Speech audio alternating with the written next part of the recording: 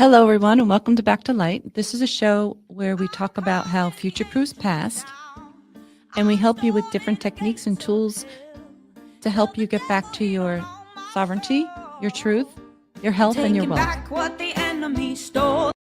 Trump won and you know it.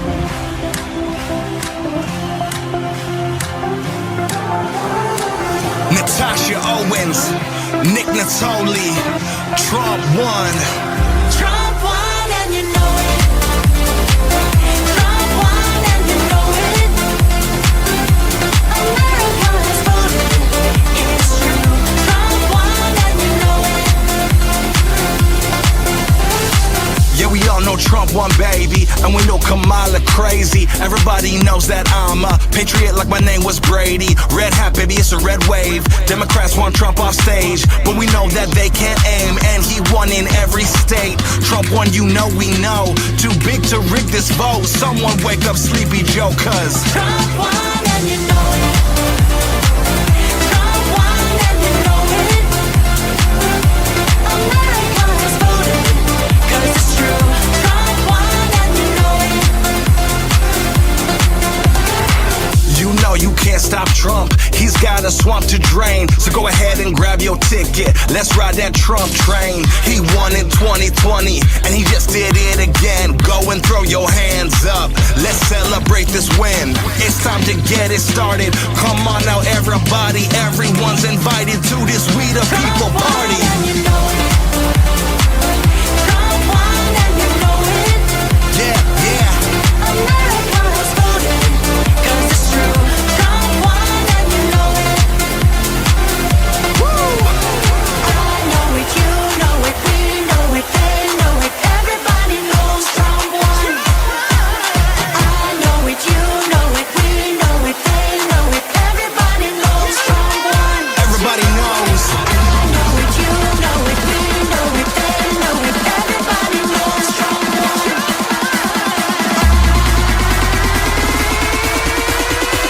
Yo, yo, yo, yo. Trump won and you know You it. know it, you know it. Trump won and you know it. If there's a lie, you're gonna do it. It's true. Trump won and you know it. Let's go, let's go. I know it, you know it, we know it, Yeah, they yeah, know it. yeah. Everybody knows Trump won. I know it, you know it, we know it, they know it. Everybody knows Trump won. I know it, you know it, we know it, they know it. Everybody knows Trump won. Today we have the honor and privilege of having Claudia with us. Welcome, Claudia. Hi, thanks, Kat. It's the truth. I had a lot more to say, but I know you would get all weirded out about it, so I didn't say what I was going Obviously, to say. it's good to be on here. It's I know it's been in the works for a while, at least mentally. So it's good to be to have a conversation that other people are listening to, which feels a little bit weird. Yeah. People are like the fly on the wall now, listening to I our know. shenanigans. We promise we'll behave. Yes. But Claudia and I met, oh, wow, over a year ago. And it feels like we have been through everything, ups, downs, ins, outs, left, rights, right? And it's just been a wild Definitely ride. been a journey. Yeah, Definitely been a journey, and it feels like such a long time that we've been long, friends. long time. Well, it does. We met last year, but it's I think the intensity of what we're going through kind of bonds people in different ways. That's why a lot of podcasters, when they get together, they say it's like family. You Yeah. just develop a different kind of, you become, war buddies. That's basically Yes. the crux of it, And it's basically what we have become. And it's I just want to say thank you for being there and being my friend through this, because I don't really know how I made it through all this time without being able to talk to someone on the level that we talk, because we don't just talk like fluff, we get into it. Well, this is exactly Hence what why this we're is here. about, right? Right, right. Well, the same applies to me. I feel like for so long of being alive and really not having that kind of mental equal was kind of tough for me through everything, especially through lately. I Indeed. find that I'm, you know, was always walking on eggshells on what I could say and how I could say it and who I might offend or, and it's just gotten to a place where this is what this whole movement is about and pretty much back to light, right? Coming back to your own truth and speaking your truth. So I'm very grateful that I was able to find my voice again and now be able to share it with others because people are going to be searching soon. They're going to be looking for a place to land. And I Hmm. find that what we're doing um, is going to be that pillow a little bit for them. Oh, absolutely. And it's not just going to be a few people; they're going to be coming in droves. Hmm. Um, we think about the numbers that are out there that are currently being awakened, and they're not doing it quietly. We're seeing it even in our Telegram chat. The Yes, velocity or the impact. It's like a head-on collision. How it's happening to them, and they are coming even, do entrance, and they come to the chat, and there's almost desperation, a gratitude for being able to find a community, and a fear of speaking, and a fear of asking. And I'm finding myself having to do more reassuring of yes, new people coming in because it's just, they're finding out about adrenochrome and the child pedophilia and celebrities and Diddy and this, and it's just all so big. And maybe a lot of us have forgotten what it where felt we like to started. have those Yeah. initial, yeah. So, Well, I mean, most, also we started and it trickled, right? So it's like this, then we get the dig, then we did this, then we got the dig. But with them, it's kind of like you're getting blasted with the fire hose of information. mm, So I find that when everybody keeps saying, why is this taking so long? This is why, because we don't want to split their minds again. That's what they do with MK Ultra. They use that fear and that um, energy to hurt them. We're trying to wake them up gently. And if you just keep throwing information at them, that they're never gonna awaken. They just might go back into the way that they were and retreat. So the way that everything is unfolding, I know it's taking longer than most people would like, but I find that it's what's necessary right now. is, and hence why we both have our different tools that we use to try and gently deliver the information while also gently helping the people that are already in this community, because we have many people that have been awake for 20, 30 years for, Yeah, for different things that triggered them for different levels of awakening.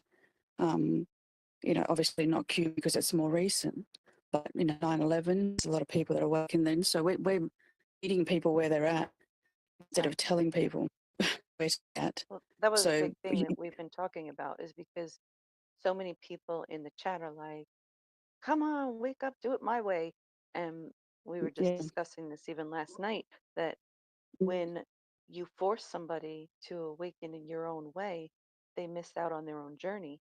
And then they usually have to repeat it, and it's 10 times worse. So we can be the guide and the liaison between the both worlds, right? But we have to be able to give them the space where they are able to wake up gradually, deal with, and Bishop and I spoke about this too, deal with all the different stages of grief because you're yeah, grieving for so many different things so and many. just be that pillar for them and be that light and be able to say, hey, I know what you're going through. Let me show you how I got through it if you want to. If not, find your own way, but not pushing it on people. Like, don't Absolutely. overly throw your ideas and your ways and I know that we're seeing that with the religious talk lately, right? I, as well about how everyone has a different learning style. My way of learning is not the same as yours. So Right. we've kind of adapted, which, really is what we're trying to about today. We've adopted different styles of delivering a very similar message, and a lot of people don't realize that a lot of what we do, both of us do, comes from conversations we have about certain topics that lead us down rabbit holes that we never escape. But, but it is very much on, some people learn in one way, some people learn another way. I know you talked about this last night quite in detail. You're probably better at explaining it than I am, because I just have that way and that's how I learn. And it's not how most people learn, for sure. Well, some people are visual learners. You have auditory, all these different ways that people get information. And we want to be able to be that resource so they can have it. So this takes us to, the great unbrainwashing and how that all came about. So Mm-hmm. Good you're a segue. writer. Yeah, you're a writer, Yes, right? I'm a, I'm I'm a the writer, visual I'm a reader. kinesthetic. Yeah, I'm the Mm-hmm. visual kinesthetic. Got to see it, got to do it. I need Yeah. pictures and bells and whistles. Like, otherwise, my brain goes, yeah, I'm done. So you're trying to get them to read. I'm Mm-hmm. trying to get them Not to successfully. understand. I know.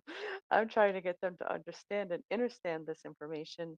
So we were talking about, well, we were talking about how are we going to help them think, right? How are we going to help them use their critical thinking skills? So we had created, it was called Questions of the Day.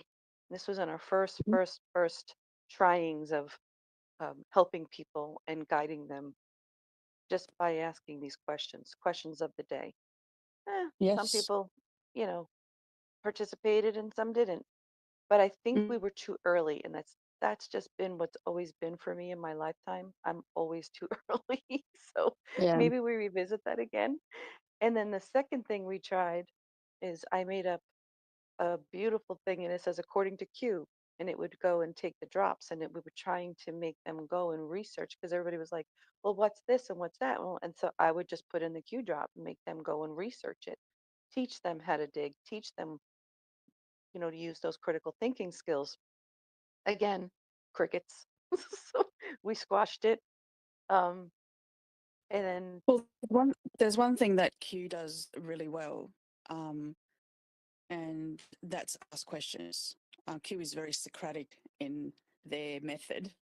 And by they, I mean, we assume that they're a military alliance. So they do things in a way they get you to think. They yeah, get you to analyze something as much as possible to connect dots. Now, not everyone is a natural pattern recognitionist. Not everyone is a natural dot connector. I'm probably not. It's probably not my greatest forte.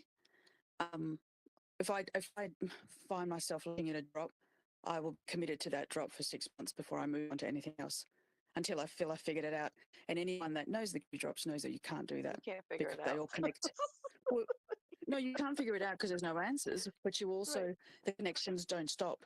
It'll lead right. you down the Red Cross rabbit hole and then you go onto Yes. the, you Let's know, call the moon. into the Hillary Clinton rabbit hole and then the father Right. and then you find yourself like too many connections and then that's when my brain goes, yep, nope, sorry. And that's when So it gets overwhelmed, and then a confused mind does that's right. nothing. So then you just go, That's well, right. I'm done. So I think that might have happened when we tried various methods, but even before that, we were already discussing things, and a lot of it revolved around psychology. And I Yes. think the very first thing I wrote was it was only like 200 words, and it was about theory of empath. And I've seen someone in the chat sort of make a comment about I am an empath and I feel everything, and the way they were speaking was like The affirmations of the negativity. well, that, and there was the Yeah, label. I'm yeah, putting myself as a label, and I can't escape this label. This is who I am, and I'm condemning myself to this fate. And that bothered me. And I started. I knew that the etymology of the word empath, and it meant in suffering. Then I started to think, around TikTok and all these, sort of new agey kind of counselors and so forth were telling people, oh, you're an empath, you're an empath. And it was Yeah. just getting too much, getting the narcissist with the empath and the dark empath. You turn into a dark empath because you're too understanding. It becomes a negative trait. It was just one thing I've always been interested in is psychology. And one of my favorite books as a teenager was one called Emotional Intelligence. Empathy was a big deal in understanding people to be emotionally smart. And then I'm watching this person wear this label like a noose around the neck. It was heavy. So I thought, okay, I'm going to write this little thing and try and help this one person. Not sure it helped the person, but we discussed it afterward, and you were like, yeah, I agree. I'm on the same page. I experienced this in my, my world as well. And then we started talking about labels, and that was probably the first conversation we had that led to sort of the unbrainwashing as to what it is and your show As a was structure. about the label. Right. Well, yeah. But I remember you talking about labels and how you experienced that in your world, because your world is a little bit different to mine or where you came from. We both dealt with psychology in one way or another. And I remember you telling me that, and it's a constant thing that people are always saying, I am this, I am that, labels, labels, labels. So And I always it's where tell the people, be first, careful what you say after I am, because it comes, it follows you. So that's make right. sure it's something that you want, So you I think that aspire was to be. that was the very first conversation I think that we had, and that we're like, oh, we both like this topic. We both think it matters. Yeah. And I realize very much on the same page, because labeling of anything, even now, we still see it in the chat. We label people normies. I mean, I don't personally, because I never like that, but there's labels for everything, libtards. Yeah. I don't like any of that. I don't think we should be labeling. And recently, it's happening a lot with both religion and, as a generality, I had it in the chat about 10 minutes ago. Someone calling someone else a name, a label. And I think it causes more of a breakdown than a holding together of people, you know? Well, once you start labeling, we start to compartmentalize, and then that's how it's easy for them to, you know, um, keep us in this state, because Absolutely. it's just so easy to say, well, that group and that group and that, instead of saying we are one and we are all interconnected, and what you do to one, you do to everyone.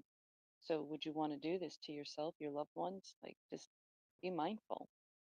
And that's another thing that we talk about with the chat, right? Like, why do we do the things we do in there? Why are we so strict sometimes? Because we're trying to keep it in a place where people can feel comfortable to speak their truth and to ask questions and not be attacked. And I don't know, but this last wave that we had, it just felt like everybody was in attack mode, and we really need to do better. Well, I think it started a few, the first sightings of it anyway that I saw was when people started on this thing that it was okay to go around being derogative about the word Jew. It really bugs me, because I know some Jewish people in my life that I absolutely love, and they're the most beautiful people working in this movement. And yet people are throwing it around like a slur. I'm not okay with that. I'm not okay with that label.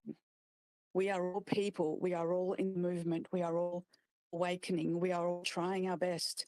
We've all been traumatized to the eyeballs. And, people are still trying to cause more division. This is how they've always won: divide, conquer. And I did an unbrainwashing on that. I can't remember the number, but I did it. But it is this game they've always played to separate, because we're easier in smaller groups. What do they do with the 38. pandemic? Thank you. To the teardrops. Vaccinated. Vaccinated versus unvaccinated, division. Black versus white, division. Man versus woman, division. It just keeps on going. It is, it's a relentless fight. And then so we started, as we started having conversations, we started realizing, oh, there might be, because I initially thought maybe I'd get through 10 of these just to see how it went. And I remember you laughing at me, and and I'm about to start 58 this week. So the thing is, it's like a bleeding effect. Like you can't stop the bleeding. It actually reminds me of what happened today with the student, but anyway, it's not relevant. We're in a situation that I now realize I have a list of about 200 more things to write, and there's still stuff to say. And there's But the, one the of the things purpose that of we're finding out is that it's all interconnected, and everything. these topics that you're writing about, most of them were supposed to be show topics for Back to Well, Light. yes, the other thing we probably needed to discuss is where that the back to light came from, because it was, around the same time. And I remember being in a team meeting, and I remember Dave brought it up, and I suggested you do a show. I think I'd have probably told you privately before, but he said it in front of the meeting, and you're like, yeah, sure, in my spare time. Even then, because we don't, people think that we just sit there and delete things. We don't. There's a lot of work that is involved in what we do. But he did encourage you to do a show, and it took a little while to get off the ground. But that was the point. The what we were planning to do at some point is having the topics matching. So if there was a weekly show, we would be covering similar topics. Yeah, but you got a Because full then the year video. ahead. Well, But yeah. we're here now. Well, I started playing as well because I doing the Plato allegory of the cave, which is exactly what happened in the pandemic, and was written 3,000 years ago. So to me, that's just fascinating that Yeah. that then we were living exactly what we are now, and so that Yes. fascinated me. Mythology, and it also fascinates me. So I thought, oh, I'll apply this, and sort of waiting for you to sort of be doing the show, and then a lot of things happen in between, and I just sort of kept going. It's based on our conversations, because it's the beauty of these. Even though I'm the technical writer, I'm not the technical creator. Our conversations, these are what Plato would describe as platonic love. It's when people cannot create something physically, like as in a birth, but it's love that creates things that last beyond their years. So we've kind of given birth to ideas, and we didn't create these, but the linking of them to what's happening now is what we've done. With Back to that, perhaps you probably offer more future solutions. Yeah, we try. It isn't always that easy, and it isn't always just the topics are so many and varied. I think the podcasts that do this a few times a week must have the same difficulty of keeping you to one topic, especially because they relate everything to current events. It's hard. It just spreads like a spider web. And we were talking about this last night, that when you start to see how interconnected everything is, you can see how we could be duped and how we never had a fighting chance. It's That's everything is just it's everywhere. It's like like a cancer, but worse. It's just everywhere in every aspect of our life. It's just, if they didn't get you there, they got you there. If they didn't get you there, like some people are, um, dealing with this movement with sickness. Some are dealing with it financial. Some are dealing with emotional. Mhm. Like there's every aspect of our life. It's caused because of the actions of these. I don't like to call them, everybody calls them elite. I don't call them that. I call them powers that used to be, because they hold no power if we don't let them. Um, but No, it's just, I feel, I just call them evil. I feel for everybody, and that was something else we were talking about yesterday, that we can't fathom this, because the amount of evil that these people hold in their bodies, I don't even want to say heart, because there's no way you can hold this evil in your heart, is just mind boggling to me, because we can't even attempt to think like that. You know, I Mm. it hurts my heart and my soul and everything, just to think how much damage has been done for generations, for so long, Well, it's funny by because design. we talk about MK Ultra, as a movement. We talk about it all the time. And when I mean, I've done another brainwashing on MK Ultra, but I realized that every single brainwashing that I've done is connected to MK Ultra. And by MK Ultra, I'm not just talking about the project operation that the military had done, which, by the way, Boeing also did. But that's just another. I always find these bits of interesting information. But the level of, I consider it brainwashing what they did because it was a slow process. It was that frog in the pot, you know. Right. But you and I, one of the very first conversations we had was about, I call it unbrainwashing, you call it unhypnotizing. And we kind of came to the conclusion, I think, that the main thing that differed between the two was the length of time. Mine was a slow unboiling, Yeah, and and I'm yours like, was I like, want to get out of the boom. pot. But I want out. that I just also, want out. but that also goes to how we perceive information. I will read a book to understand how to do photography, which is a physical, you know, kinetic thing. I'll read a book first. That's how I'll learn. But you do it by watching a 10-minute video, and you go, right, I understand this concept. I'm out of here. I'm gone. Or a minute. Right. So it's the way that our brains are processing things. Hopefully, we're able to reach more people by having two sort of options. So now we're kind of doing this conversation based on both, which is sort of an interesting, Yeah, um, because I told you, I'm like, you need to do an unbrainwashing about the unbrainwashing. You're like, I'm like, yep, I can't. happening. Well, I couldn't do it in 600 words, which is my limit. I couldn't do it, and Yeah. it was in my mind that how am I going to explain the unbrainwashing? And there is ways to we sort of had a structure to how we were going to explain it, but basically, for me, it's very simple. I find something that interests me, which usually is 5 minutes before I write it, the Sunday off that we have, and I write to how it's stated in psychology books, which we all know comes from the Rockefeller education system. But I take their words they've used to brainwash us, and I write about it, or explain it, I then connect it to our movement, and then I ask questions. I'm not trying to teach people anything. Right. I'm simply saying, this is what they did. This is how I connect to what's happening. What do you think? And the people in the chat are freaking amazing. The dialogue that we've had, both you and I often are sort of involved in these conversations. And they're remarkable, the things they come up with, the bits that they add to it. I can remember just about every conversation we've had, and people are brilliant. We have brilliant anons in our community, and some might have a little bit of a way to catch up. Some are just not interested in either of what we do, or in either of our expressions.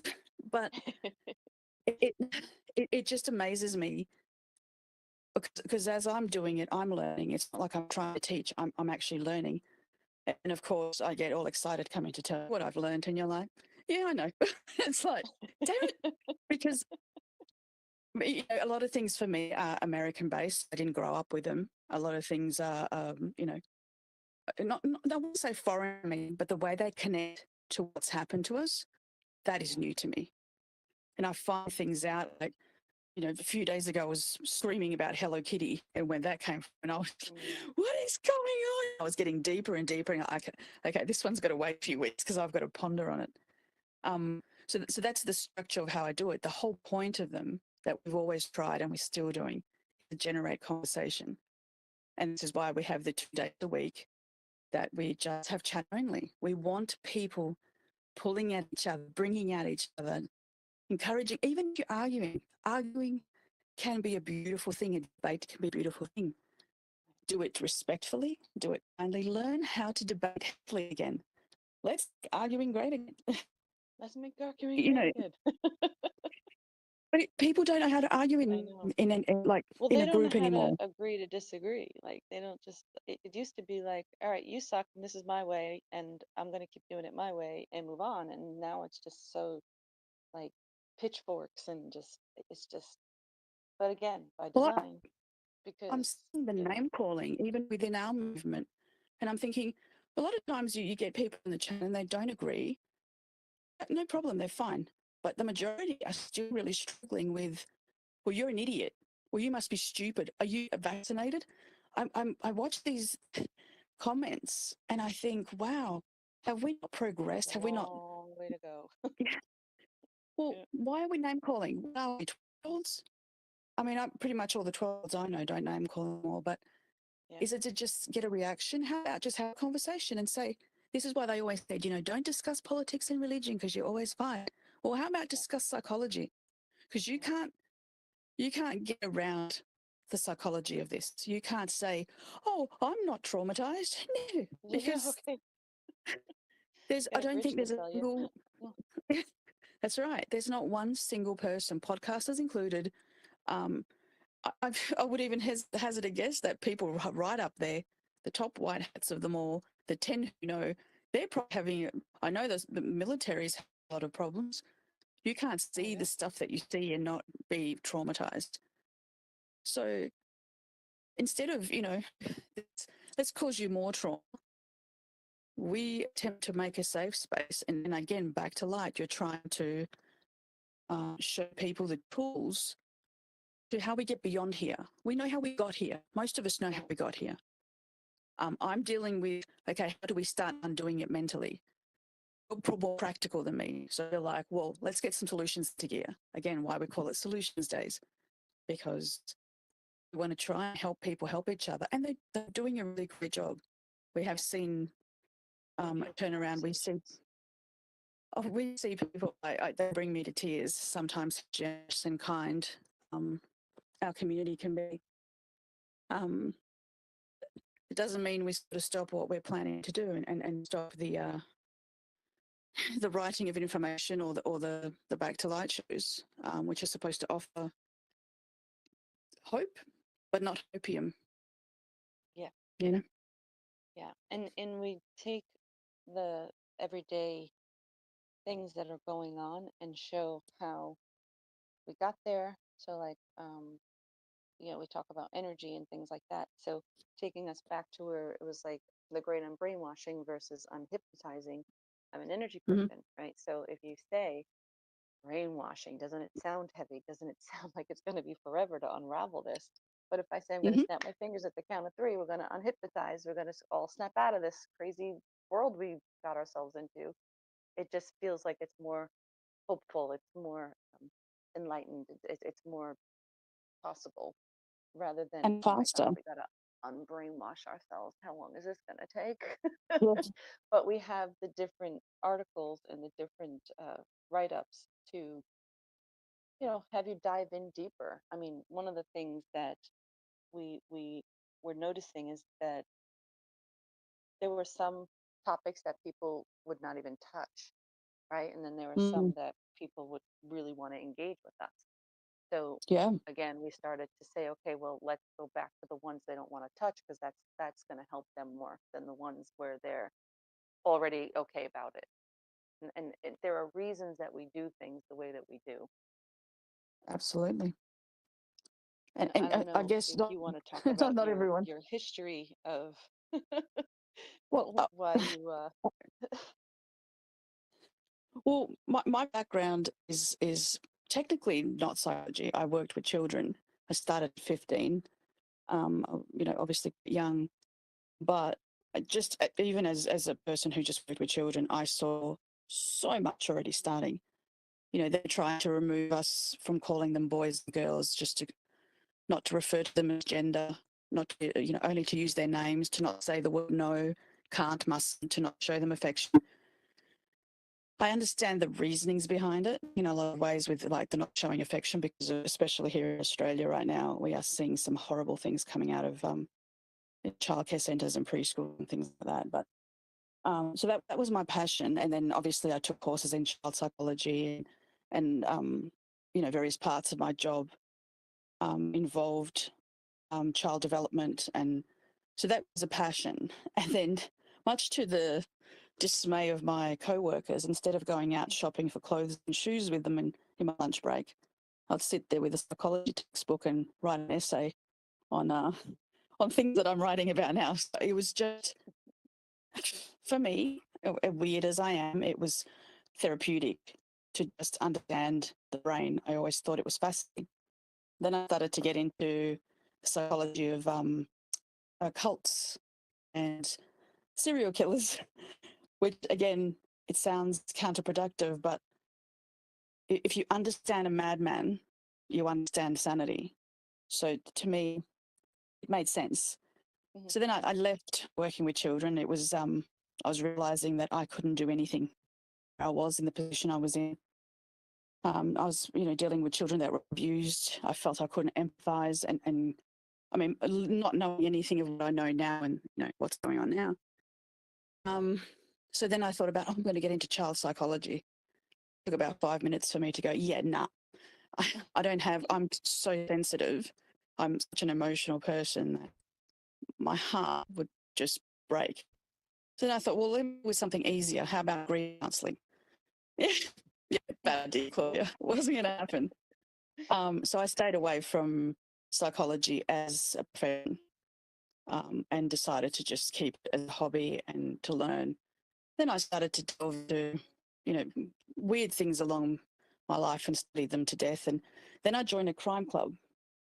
And funnily enough, the gentleman that ran the crime club, he was a former SAS, and he'd been he was a criminal profiler, but he had worked as the coroner, assistant coroner, and he had autopsied over 5,000 bodies. So yeah, it got to be interesting. So we spent a lot of time together, and he started to realise that I knew some stuff, my own little research. So myself and another lady in the group, he asked us to assist him with cold cases. So he was criminal profiling for a lot of cold cases from the States. And he was the first person to actually say to me and to the group about 9/11 that it was a government done deal. And I was like, oh, John, man, I don't know. I don't know if you can sell me this one yet. I believe everything else, but this one is tough. I don't think the American government would do this to its people. And he's like, well, Claudio, someday you'll be proven wrong. Anyway, it turns out, as irony of ironies would have it, that his wife and him, she got sick during the pandemic. She had to take the vaccine to go into her home. He took it too. She died. He got very sick and had cancer everywhere, and then had a state-assisted suicide. I just found out a few months ago that he'd gone, but he was the first person that talked to me about that. And working with him and working with criminal profiling was probably the biggest connect to psychology. So I'm not qualified, obviously. I have an insight into madness, whatever you want to call it, or sanity. I know it differs from your background, but I know you have one too. Well, mine started because of sales training, and I always said that. Well, also, I was seeking for. I felt like I needed to fix something because there was something missing, and it was a Mm. really weird uh, path that I went down because I got into um, my sales, and then from that I got into personal development. Personal development led me to meditation. So it was just really Mm. weird how that path unfolded. But I really was like, okay, if I could figure out how to rewire this thing, and I was talking about it like it was a computer, and I would say to my clients, say delete and replace it with what you want. Then I started learning about the law of replacement. I started learning about all these Mm-hmm. different things that I never even knew, and it was kind of one of those things where it's like, how did I know this? I just always know things. I didn't know how I know things, but I always just knew things. And years later, I would find like an article or a book or something that solidifies that what I knew, kind of like it was just a weird way of understanding it, but getting that confirmation of like, oh wow, and it was mostly with Wayne Dyer, and I would Yeah. be reading his books, and all of a sudden he would say something, but I wouldn't get to that chapter until I already had gone through whatever he was going through and different things like that. So I was dealing with uh, fixing my mindset because was broken. I was feeling really crappy. I was feeling in mentally, and I was feeling crappy just physically. I just didn't like the way I felt. So I went to something called the Millionaire Mind Intensive, and it blew my mind open. And I just started to really, really enjoy this, and I would just talk to people about it. And then it morphed into the business of life coaching. And then from that, I would always start everybody off with the wheel of life. And what I was finding is that everybody's so the wheel of life is eight different categories in your life. And I would say, okay, map it out. So you can't get through life on a flat tire. Where are you flat? And it was always flat in the spirituality. So Wow. that morphed into spiritual life coaching and helping people with trapped emotions and past traumas and this and that. And that's where it's just such a beautiful thing, because when I was younger, I always thought I wanted to be a teacher.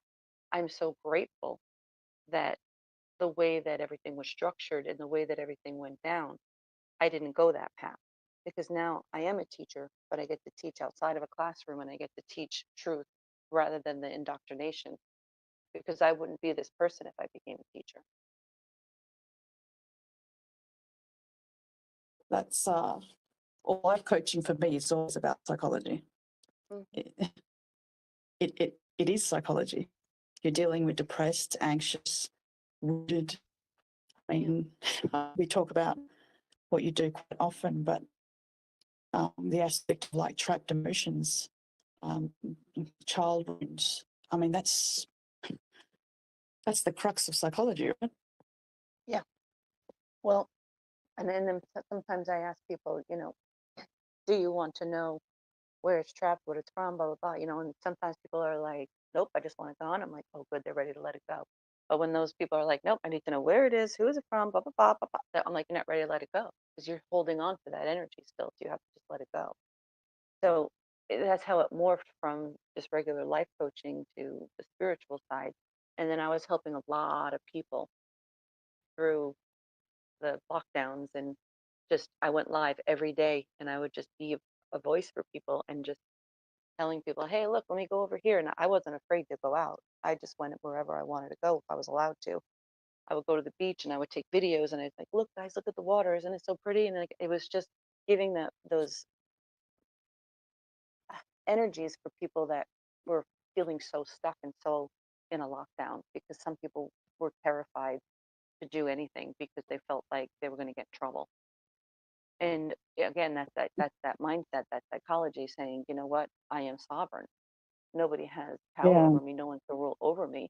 And just teaching people about that. And again, that's part of what Back to Light is about, teaching you about your self sovereignty, that you don't need the government to tell you what you can and can't do, right? This is coming from people have it all backwards. And again, by design, because it's what you get taught, but then Exactly.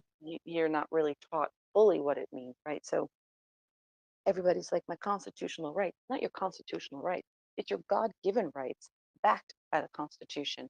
The Constitution is kind of like, here's my paper saying, don't mess with me. These are my God-given rights. You don't get your rights from the government. You get them from God. And if anybody wants to dispute that, go back and read it. That's what it's. It's actually so powerful. The people often go, I'm a life coach. I'm a life coach. I don't think other people understand the depth of the psychology, and what you did during the lockdowns was a service, because as I've gone back, with the unbrainwashings, the first few were quite a lot shorter than the last, and my mind has to be uniform. So I went back to rewriting or adding more information to the original, like 10 to 15 that were a bit shorter. And I'm finding that there's just been changes from one point to the other, like from just for a year. And what I'm finding, one of the things I found is that there's the ones I did was about Stockholm syndrome. And that there's now a new condition in psychology called Stockholm syndrome. Essentially, what you did was to offer an outlet for people who were developing OCD, anxiety, agoraphobia,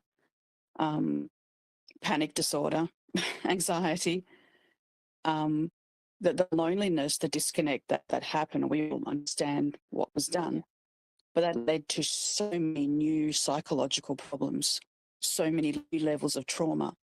And by you doing that, you gave a sense of normality. And I mean, I know you weren't being paid for it. So it was really just to bring people.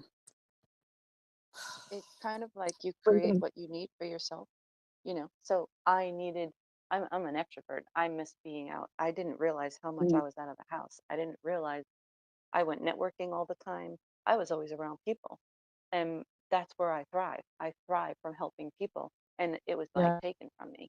So I was like, I have to find a way. So I started to use the camera and my voice. And I started to just say, okay, guys, so that's where the whole meditation moment thing actually started way before that, but I brought it back because I felt that it was needed. So I would go and I said, we're taking our numbers back. We're taking our colors back. Let's go. It's 333. Let's do our great gratitude and mindfulness moment. And we just take 3 deep breaths, and it morphed into over an hour. And then I started doing readings for people. And I started, so I said, okay, guys, let's go Yeah. bring it back to the basics, because maybe somebody doesn't have a time, like a whole hour to listen to me, but I want them to get like the gist of what we're doing, which kind of brings us back to like we're like a Seinfeld episode, right? Kind of brings us back to what we were talking about with the unbrainwashing versus the unhypnosis, right? So what I'm in the process of doing is working on a project right now where I'm using the sounds that they use, the colors that they use, the movements that Mhm. they use to hypnotize us, and I'm doing it in a different way. I'm doing it in um, a different tone and bringing people out of that hypnosis and bringing them back into gratitude and bringing them back into their self sovereignty, their wellness, everything, because everything is interconnected. And once you get your mindset straight, everything else falls in alignment. And that's the biggest thing with the life coaching that I do. It's more of the mindset game than anything else. You know, you can eat right, but if you don't think right, it's still not going to help you. Your mind has to be strong. You have to go into what we're going through and be able to be that steadfast lighthouse for others and say, well, I know this, and this is how I know it, and this is where I found the information. If you want it, here you go. But being able to stay in that mindset of like, I know I'm sovereign, and never, ever, ever, Yeah. ever, ever allow this to happen again. And one of the things that everybody always says is we'll never forget. Well, I don't like to say that because the last thing your brain hears is forget. So I want to change it so everybody starts to say we're going to always remember. We need to always remember, because when we have our last word as remember, we will. Mm. This gets me thinking about another 20 million topics, I which tell we're always uh, like, write that um, down, another brainwashing. oh, we have. It's not just for unbrainwashing, but just in general connections that it has. But um, even back then, going back to the beginning of the pandemic, prior to that as well, but you'd already started the project of what can I do to make things better going forward, and that's what you always try to get the point across back to light. It's not really just sit there and discuss what has happened. There's another sort of change. I guess it's another contrast between the unbrainwashing and the back to light is that I talk about where it came from, the history of it, where it is now, what we think of it now, and then you take it from there. Like you take the baton and you're like, okay, now this is what we do to fix that. So even though we're not doing this same topic anymore, though we do discuss the topics together, but even though we're not passing the baton directly, it still applies. Um, the psychological movement is still there. And then I asked you a question. For me, it was earlier today, but for you, it was last night. How do you see the difference between the psychological and the spiritual? And you're like, well, they're connected. They're the same. They're You can't have one interconnected. without the other, because Yeah. there is no separation of self. Spiritual element, the physical, the mental, the emotional. None of it is really separate. But I try to tackle in a way, because I am an emotional person. I try to tackle the writing without emotions, which is kind of hard for me. I want to go in and say, these sons of this and I want to yell, I want to scream, but I try not to, because my opinion is irrelevant in this. It doesn't matter Just in the this, facts, and ma'am. I Just the think, facts. well, that's it. And I think you kind of feel the same way with the back to mind. I think you kind of have that attitude of, what, it's not really what I'm saying that matters. It's, what can we do to make things better? Yeah. We don't do these for our ego. We don't get anything out of it. We simply want to try and see if we can help people. And I've had feedback from people about the unbrainwashing. I've had psychologists that are in our community, and one of them in particular, which was, this was a while ago, that she spoke to me, and she said that she wanted to use, she's collecting them all. It was probably about 10 at the time. It's like, I'm collecting them all, so when she's a psychologist, and when my friends, my colleagues wake up, I'm going to show them to them, because they connect, Yeah. like, to what we do. So to explain the movement in a psychological way, because we cannot forget the two most important things, and we discuss this all the time, that this is both a psychological and a spiritual law. So those two elements cannot be forgotten. All love the decodes, we love the intel, but we can't forget Q is spiritual. Q is emotional. Q asks us to support and comfort those around us. For I know that you've told me many times that there's many scriptures quoted in the drops. Yeah. I think Evolve. this is, important. And I feel So like we that's can't. part of, and when people say, oh, well, that's just pacifying you, it's like, no, it's making you think.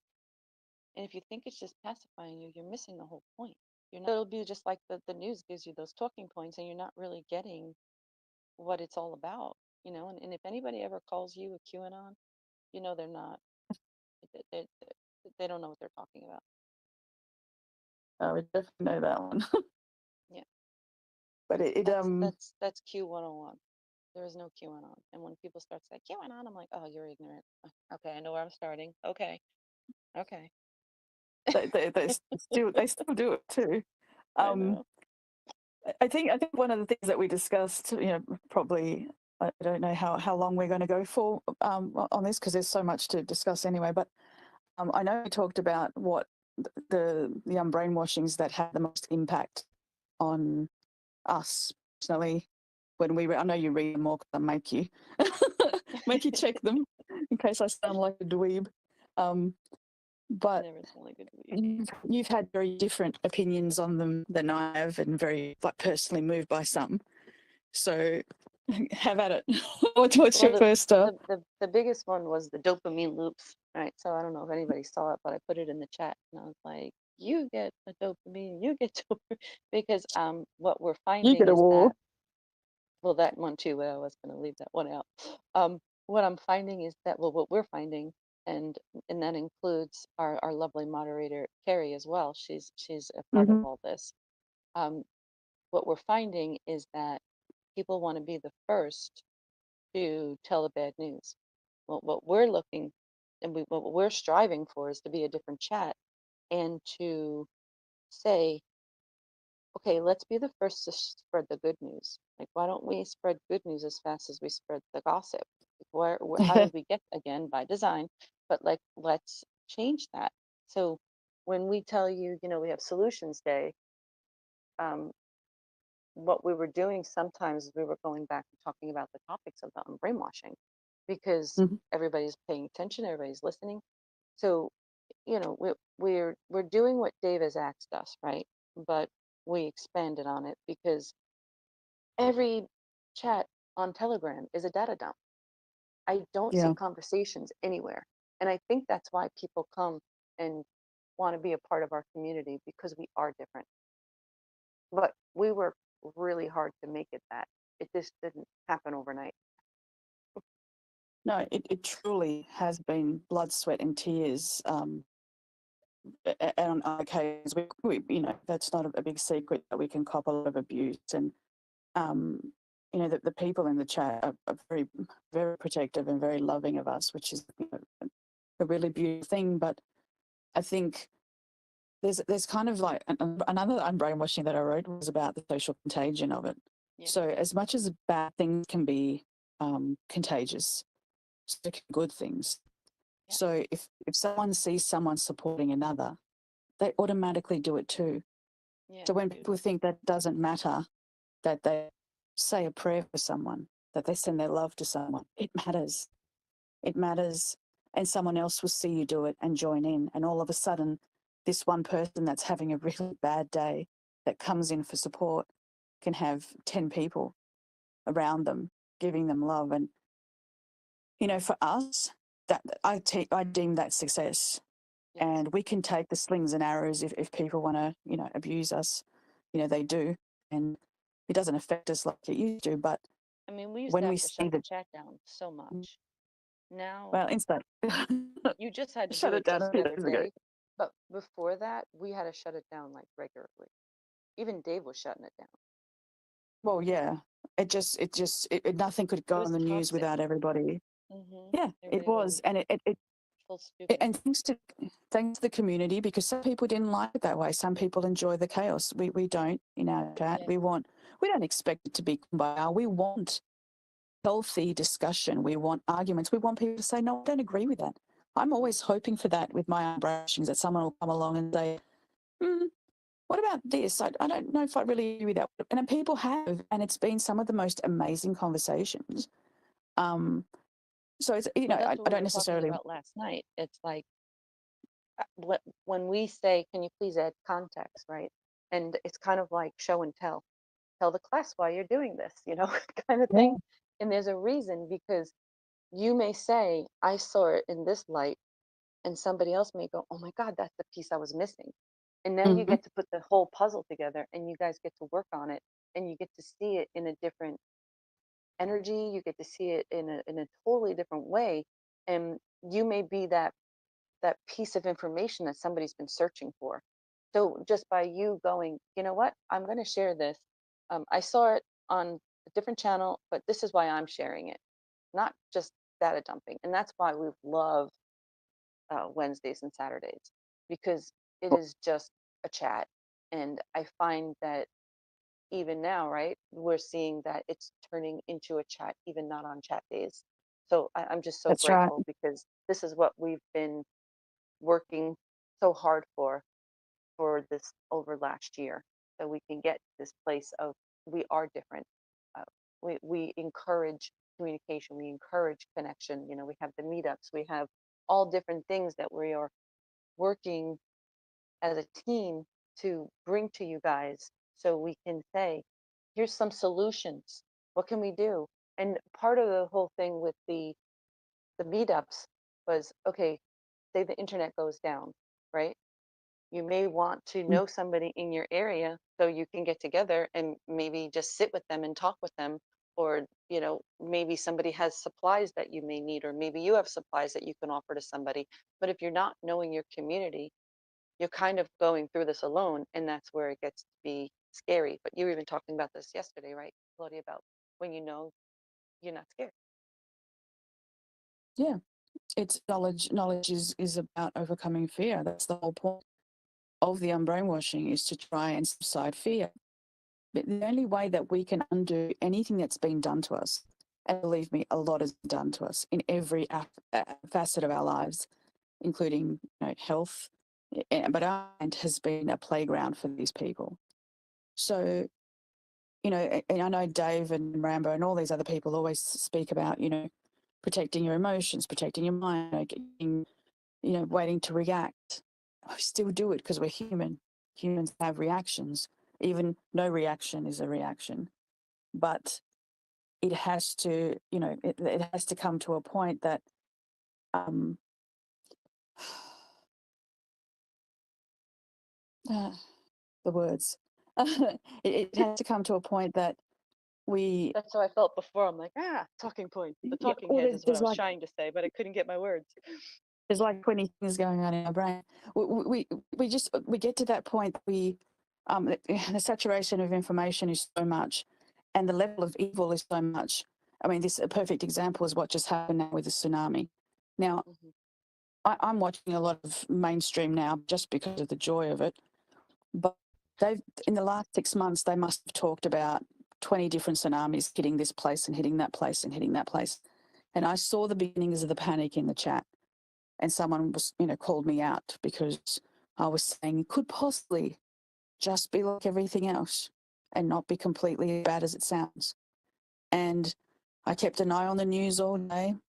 Yes, there was some tsunami, some level of water rising, nothing spectacularly huge, but the reaction straight away was fear. Now, we can't make people not have fear, but we can say, hey, listen, this is what they're doing. This is a false flag. This is this is that. And a false flag, I mean, Dave covers this all the time. It doesn't mean it's not a real event. It doesn't mean, it means that you're trying to blame your enemy for doing something. You're trying to set someone up. Again, cover that in Unbrainwashing. Don't know the number again, but it's really just trying to slowly peel back the layers of this, evil onion, and try it to a place that we can. I mean, I've noticed it in myself that I didn't have thick skin when I started. Everything, if somebody was nasty to me in the chat, I'd be in tears. And along the way, I've realized that it's even about me. The ego had to subside. It's about people being in fear. And when you fear, you lash out. We have to do better. We have to expect better from ourselves and not tell other people how they should be. We see it again. We see people criticizing every day, making demands. You talk about this all the time, about people being entitled. It's like your pet peeve at the moment. Well, hopefully I'm no longer a robot. It would be nice. So I was just thinking of something you were saying before, when I asked you which of the brainwashing write-ups you felt had the most impact in the chat, and you answered dopamine loops. And it kind of, for a moment, it kind of confused me because I remember it being the one that no one replied to. No one said anything. Everyone went quiet. And you kept posting it. And I'm like, people aren't reacting. Why? This is happening to all of us. Why aren't people reacting? My question to you is, why would you say that was the most impactful when there was literally no reaction?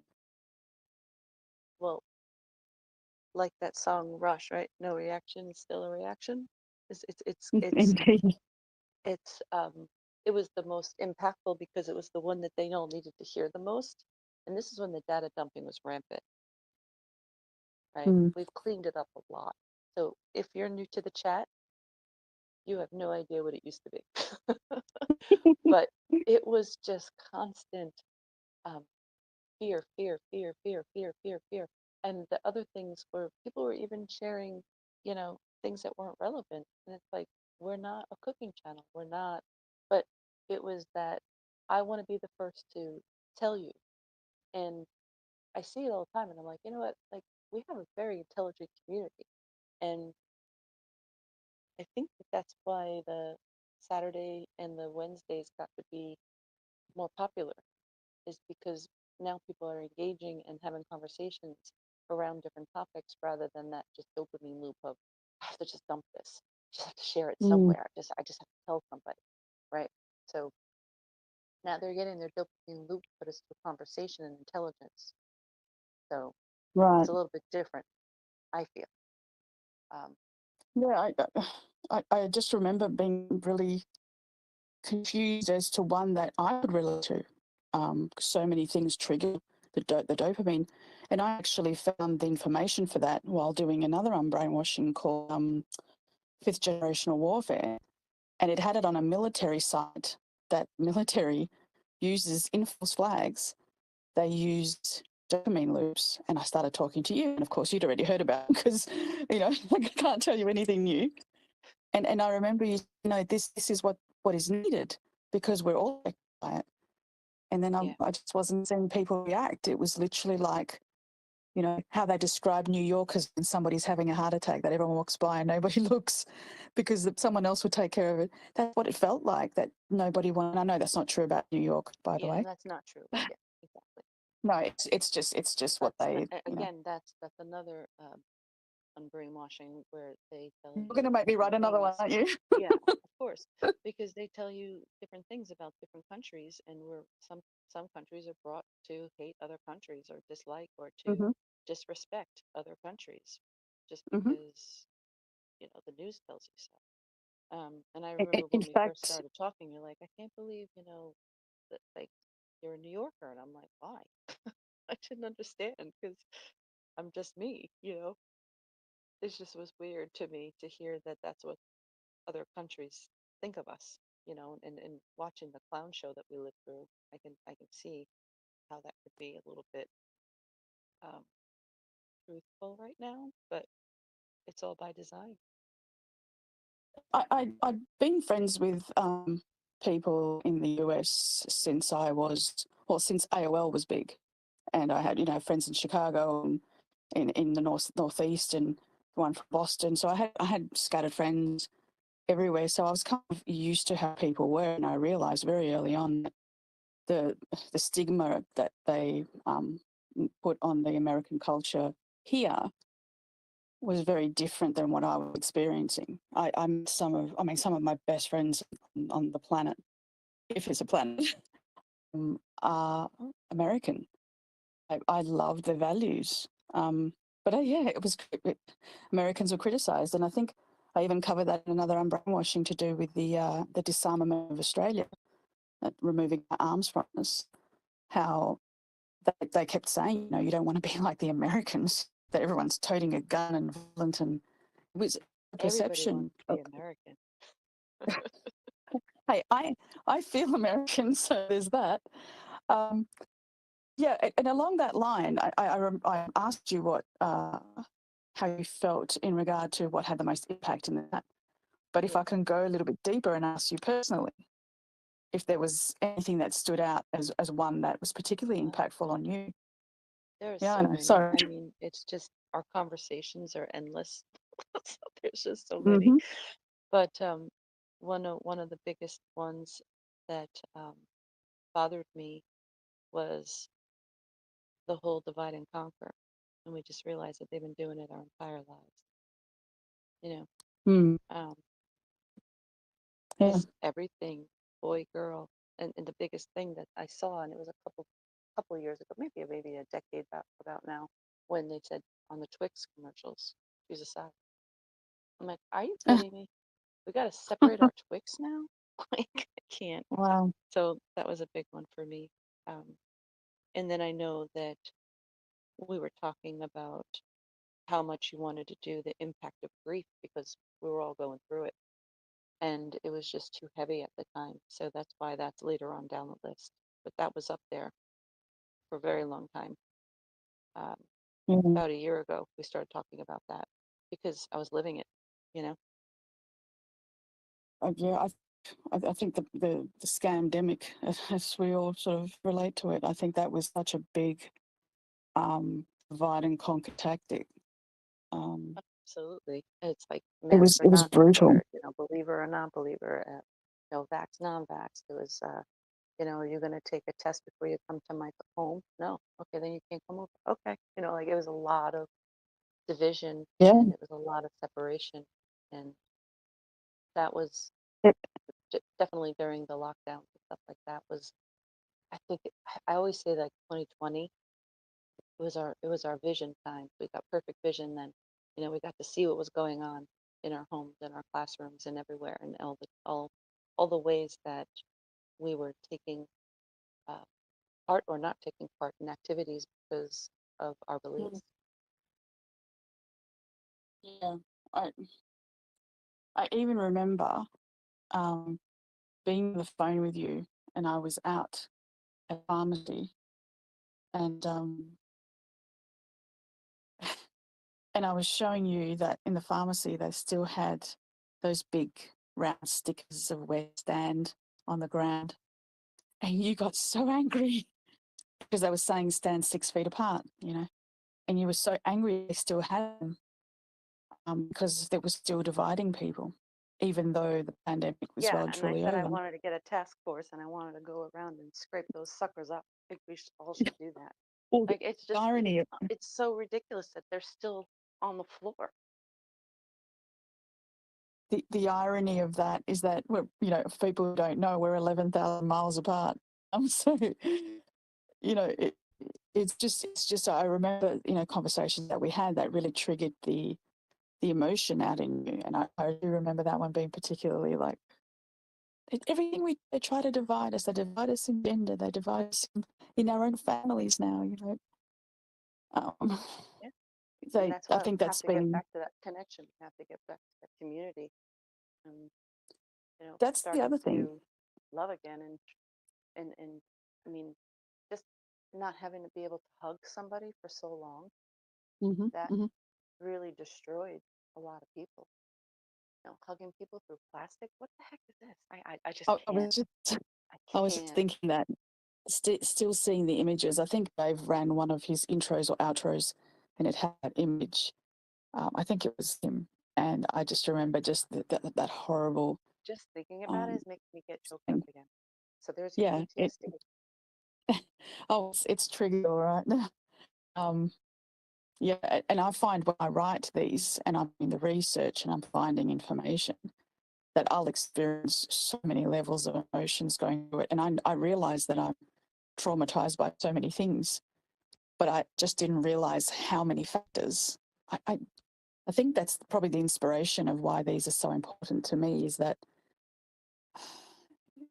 because we don't really understand, I don't think, on a logical level, how deeply they infiltrated everything. It's not even just the health, because that's in every possible way that they could get to us, they did. And, I'm watching that a lot of these are deliberate. Uh,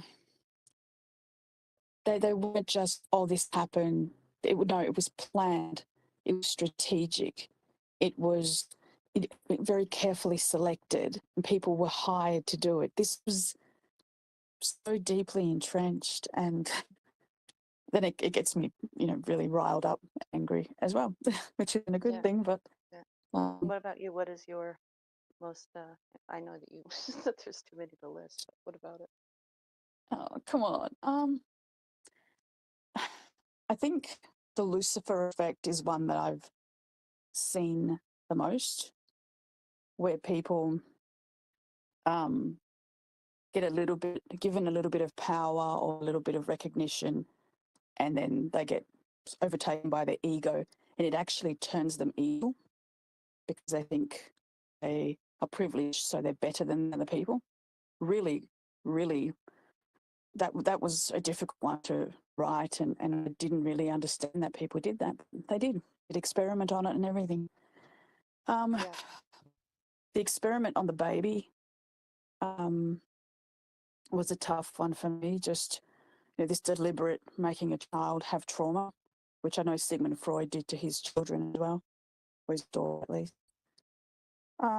Montauk screwed with my brain for weeks. Um, that one was really because that's like MK Ultra on steroids.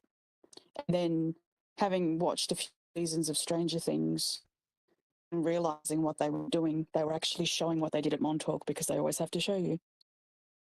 And you not living too far from the area, and then watching the documentary with you. And I still remember being at a greengrocer having a conversation with you, and you're doing some research on the laboratory and connections with that, and your personal connections with your friend, and I'm sitting standing in the middle of this aisle, going probably swearing and saying every expletive, and people are just looking at me, and I couldn't get out of the Montauk um, hole that I dived into. So that was a tough one for me. Yeah, the Um, Montauk one was very impactful, and then I also reached out to the producer, oh and yeah, maybe one day I'll be able to do an interview with him. He said yes, but we're just trying to coordinate our schedules.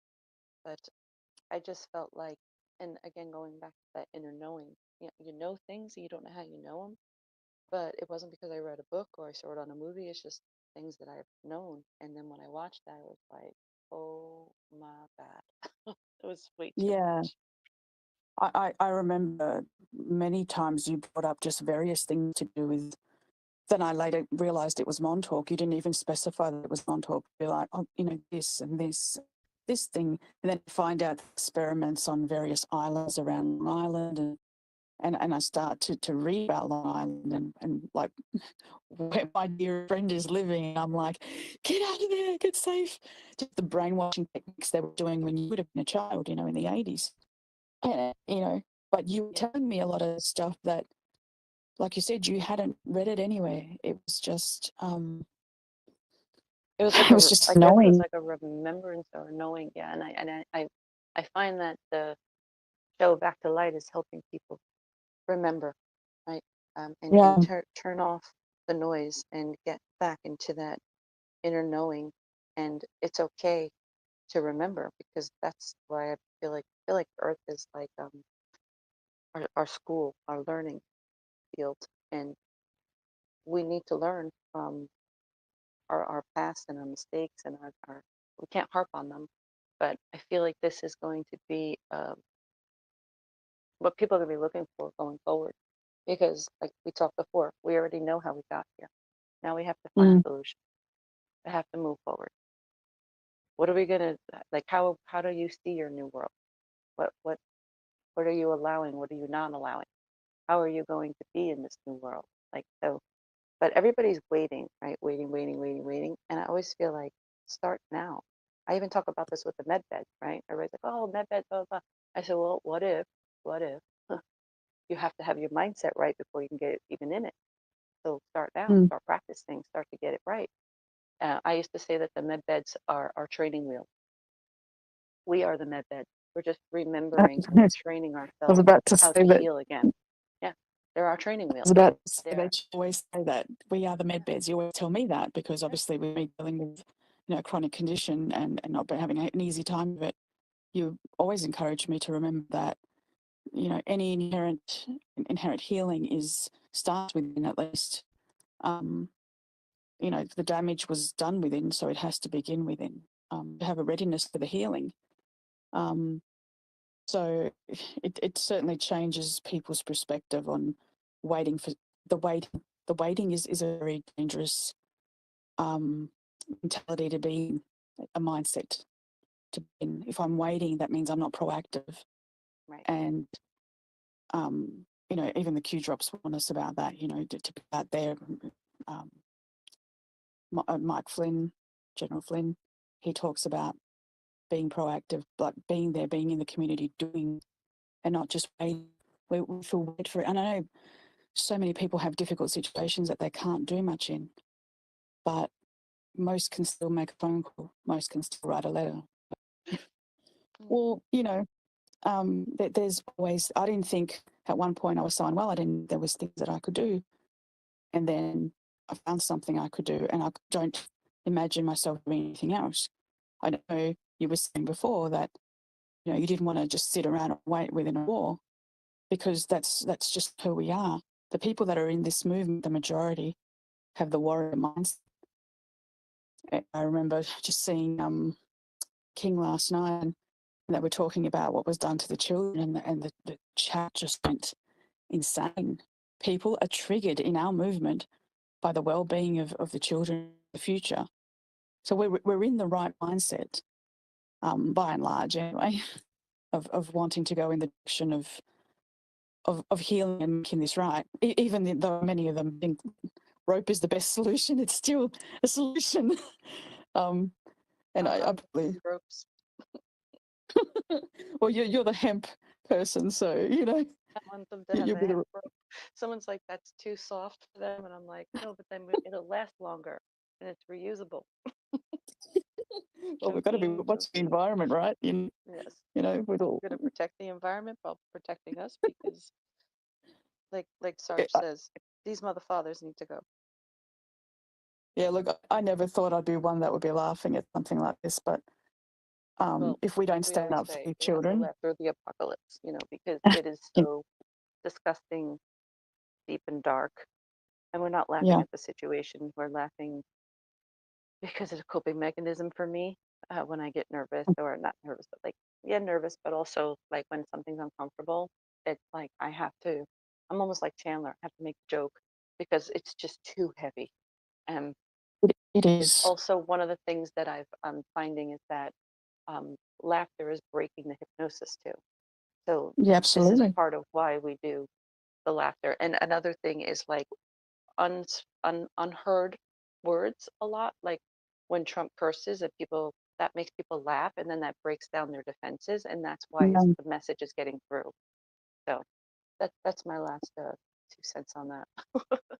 well, Trump's swearing made it to front page news here in Western Australia, so that was I was so happy that day because he did exactly that. It's something that was out of his normal, and it shook everyone on both sides. We were happy about it, of course, but it was sometimes when that snap, like we talked about at the beginning, the unbrainwashing tends to be a slow process. Hypnotizing tends to be more quick and direct. So, um, Yeah, that brings yeah, me to a some project that I'm working on. So we're going yes, to uh, have a mindfulness moment. I've been doing this for a very long time. Like I said, I put it away a little bit, then I brought it back during the lockdowns, and we've been just doing it in our Facebook group, and then also we have the Telegram group that we were doing it. But now Mark has agreed to put it out daily as a reminder, a mindfulness moment. And we're taking our numbers back. I used to do it at 333. We're taking our numbers back. hmm We're taking colors back. We're taking our sounds back. So I have I use singing bowls, but not on this one. This one's actually the drum, the steel drum. And there's a surprise. So I don't want to give it all away, but I'm using music, I'm using colors, I'm using movement to unhypnotize everybody. And we're going to, instead of the fear, let's share the love, and let's share the enlightenment, and let's share the goodness. And I'm so excited for this. The project's almost done. I'm praying that it's out by August. I really wanted to have it out for Lionsgate. I know it's right now, but like 8/8 is like the big day. Uh, but yeah, so stay are you tuned. doing We'll be doing that. are you doing dopamine loops on the people? Absolutely, but in a good way. You know, That's right. That's the thing. It can use be a the tools positive that they thing. used against us to do it for good. You know, we can be a warrior for good. We can be a warrior for truth. And I think that I want to have a competition. Like, how many good things can you share in a day? That's a good thing. Right? We can do that. How many good things did you share today? And then like have everybody brag on that, rather than I'm sick and then someone else goes, well, this is what's wrong with me. And then it's like a pissing contest, who's sicker, or who has, Yeah, the most grief, or who has, you know, just different woes. worst And life. it's like, can we just Or who? focus on the good? Because we know it's bad. we know. Can we just focus for a moment on the good? Well, that is the ultimate objective, really, is to try and really do a mind shift to shape shift our lives into something, to not be on a negative note. And many of the people in this movement are spiritual, but many are just religious and they forget the spiritual element. And some say, there's always fighting about the two. But at the end of the day, there's nothing religious about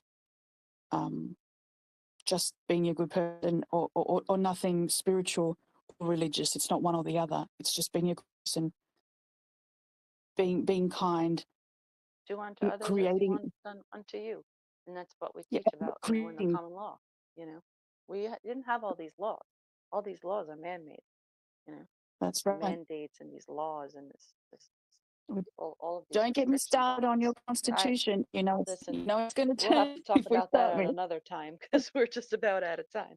But yeah, Yes. I just want to end it on, let's do a new contest. You know, these kids have these stupid contests on TikTok, right? No, you see them all. There are all these stupid challenge things. So let's do a love challenge. Let's do a goodness challenge. Let's do a help thy neighbor challenge. Like, let's make that viral. Let's make the goodness Mm-hmm. viral instead of these stupid mindless things that are keeping people in that dopamine loop.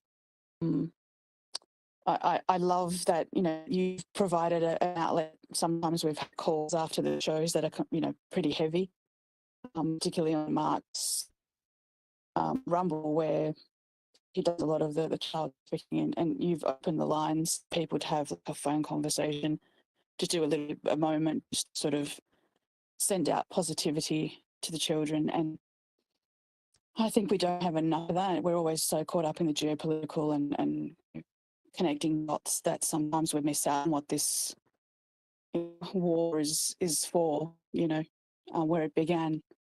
Yeah, The and drops. if anybody wants to, we're on, the Back to Light on Telegram. The link will be in the bottom of the description, and you can join us. And we just open up our hearts and open up our love, and we just send it out. And we're sending it not only to the children but to ourselves, because that self-love is important too.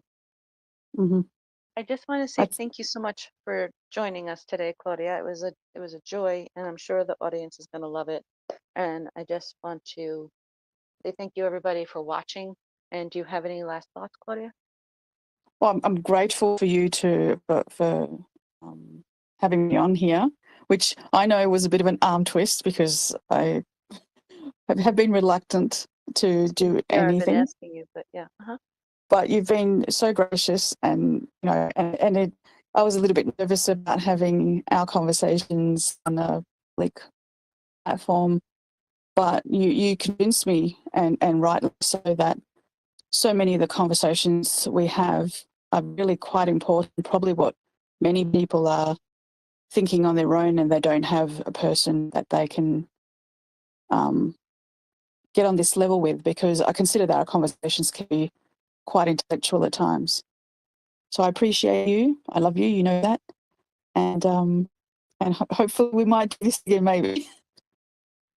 Yeah, well, I would love that. And I am grateful that you are taking time and that you're stepping out of your comfort zone, because our conversations are important and they are impactful. And, I'm always like, we should record this. We should record this because we get really good nuggets, And I'm like, I think what we'll do is we'll just start recording them, and I could just do little sound bites and stuff, of our conversations. We're like, there you go, because when you try to like duplicate it, doesn't come from the same authenticity of when you're in the moment, because we've had some beautiful conversations that I pretty much, value to this day, and I'm very grateful.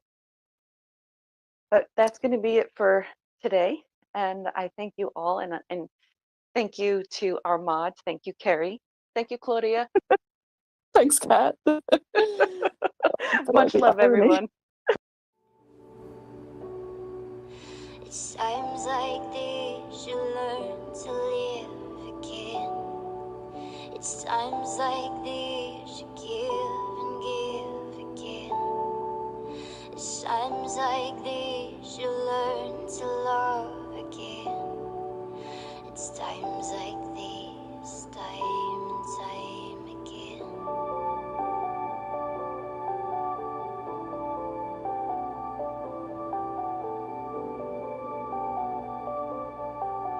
It's times like these you learn to live again.